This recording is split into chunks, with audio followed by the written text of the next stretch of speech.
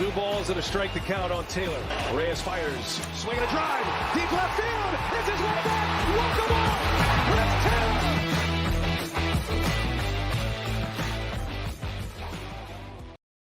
What's up, everybody? Welcome into DodgerHeads, presented by DodgerBlue.com, part of the Blue Wire Podcast Network. And Friday was a big day for the Dodgers. There was a huge decision that we all knew was coming on Cody Bellinger, but I would add a little bit of a surprise move that tagged along with it. If you missed the news, Cody Bellinger, Edwin Rios, and Luke Williams, who was recently added, all non-tendered, officially becoming free agents. We'll get to Rios here, which again, to me, was sort of the shocker of the day. But let's start with Bellinger, because that's the headline. We've talked about this multiple times. I've been on this. If there's a prediction I feel good about, it's that I think I predicted Cody Bellinger would be non-tendered around 6 months ago. That ends up happening. David Vassegh says that he does not expect Cody Bellinger to come back on a rework deal, which is something you and I had talked about. So walk me through, where did you ultimately land before this decision came down on Bellinger? Was this what you expected? Do you feel good about this? Where are you at?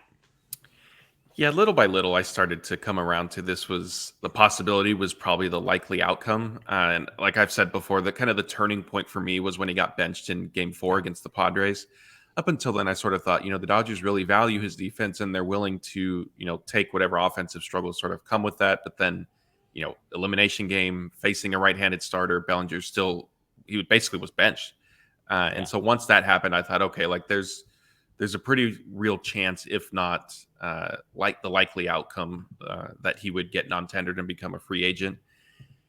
And then especially, as Friday before which, first of all, can we talk about baseball's deadlines? Like the non-tender deadlines are like at 2 p.m. Pacific, or excuse me, not the non-tender. The qualifying offer deadlines are like at 2 p.m. Pacific. Other deadlines are 1 p.m., but then non-tenders at 5 p.m. It's like just all over the place.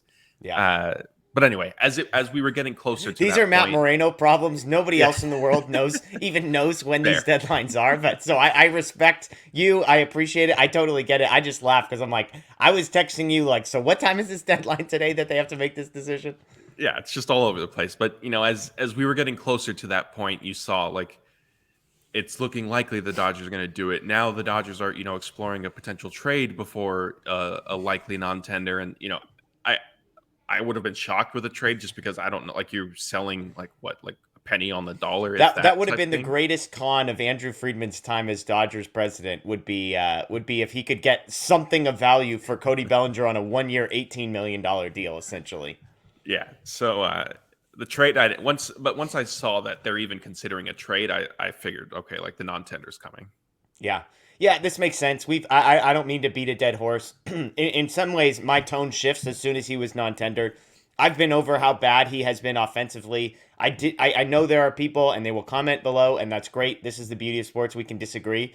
The number of people that had confidence that Cody Bellinger was going to turn it around, and it was like the number of people that, because we're not talking about like a half-season slump. We're talking like a 2.5 plus season slump for Cody Bellinger. And so to me, the idea that he was just going to, the switch was going to flip and, but what if he turns it around? Well, you have to worry about what if he turns around we have to worry, what if Luke Williams becomes an all-star? That's the same logic. Obviously Cody Bellinger has a little more history, but there's a long track record of Cody Bellinger struggling. Is there injury stuff? And is that why? Maybe, but at what point do we stop making excuses for a guy who has been really, really bad for a couple of seasons? And so I think this is the right move. I think Friedman came out yesterday and said Trace Thompson, James Outman, and Chris Taylor are options internally to fill center field if they don't go outside, which I think is what Dodger fans want to hear. People like me, I should say, want to hear. We want to hear of a James Outman, Trace Thompson, really inexpensive platoon in center field, and then let's go get Aaron Judge to play left field. Let's go get one of these top shortstops to play shortstop, something like that. So the Bellinger piece to me, I think is we've covered that one. Let's move on to Edwin Rios, who again, to me, this was not even on I was looking at the guys they had to tender. I didn't think there would be any surprises. Luke Williams, not a surprise. Edwin Rios, though, a surprise. And I would say this, doing some digging on his contract, I believe he was headed into his first year of arbitration. So we're not talking about a ton of money. We're talking about a guy who, you look at weighted runs created plus for a guy like Rios, where 100 is league average. Matt, every year he's been in the major leagues, he's been over 100. This year, he had just 27 games, but he was at 120. He didn't perform super well at AAA, but this is a guy who's hit incredible amounts of home runs. The DH is a thing in the National League. He was inexpensive. I don't get this one. Yeah, I'm with you. Like when I saw his name included in this as well, I thought, man, like you just said, like that wasn't even on my radar of remote possibilities. And looking at the list of players who are going through arbitration this offseason, and I guess if you want to take a step back, and obviously hindsight, it's easier because hindsight is 2020. Like this, maybe when they didn't recall him, which we discussed after he completed his rehab assignment late in the year, and we kind of talked about, well, wait a minute, like why isn't Edwin Rios up? What's he doing down in AAA? Like maybe they just consider this sort of a lost season, and he needs the playing time as opposed to potential pinch hit and stuff like that with the major league team. I mean, I guess they were just obviously like very low on him, and part of me wondered, like, I mean, I don't see it happening because I think he will get signed by a major league by another team to a major league contract. But really, like, if you were to re-sign him, like at this point, more it would expensive. Yeah, like it doesn't really make sense. Like I don't know what like the thought process was there, and I think what'll be interesting for me to see is a couple years ago when Edwin Rios and Matt Beatty were both like kind of on the rise at the same time. Like I was looking at it and thinking, like, you're not going to have room for both of these guys. Like trade one of them when their value is really high. Now, the Dodgers may have gotten lucky. I forget the prospect's name that they got in the trade for Beatty. I think, is it Ryder? River or something? River, yeah, something like that. And I think he's fared well since coming into the organization, so that could end up panning out. But now you're looking at the potential of, not really getting anything for Beatty and Rios, which a couple years ago, like, sort of seemed unfathomable. Yeah. River Ryan was the prospect. He's a guy a lot of people really like. He was a two-way kind of a guy. As I look at the Rios thing, and people aren't going to like with this when I say this out loud, is it possible the Dodgers were just doing Rios a favor? That they were looking at a guy who's been in the organization for a long time. He's got one more option year, so they're probably thinking, look, if we bring this guy back, it's going to be up and down between AAA and the major leagues, and just said, hey, you know what, we're just going to actually do this guy a solid. He's not going to get the playing time here. I mean, he's going to be 29 in April, so it's not like, this is kind of a chance for him to get a contract. Like, do you think there's any chance that the Dodgers said, look, we think he's going to contribute a little bit. He's not going to be a needle mover necessarily at the major league level because of guys like Miguel Vargas, who are Michael Busch even, who are probably going to be taking some of those ABs, and said, we're just going to do Edwin Rios a solid at this point in his career. I mean, is there any chance that that's the move here? And if so, do you feel okay about that?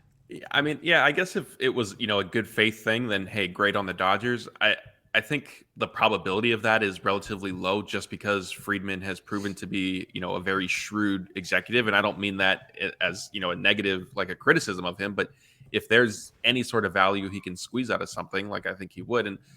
But that by that same breath, I feel like if there was an Edwin Rios trade out there, even for, a low A or high A prospect, like I feel like the Dodgers probably would have done it. So yeah.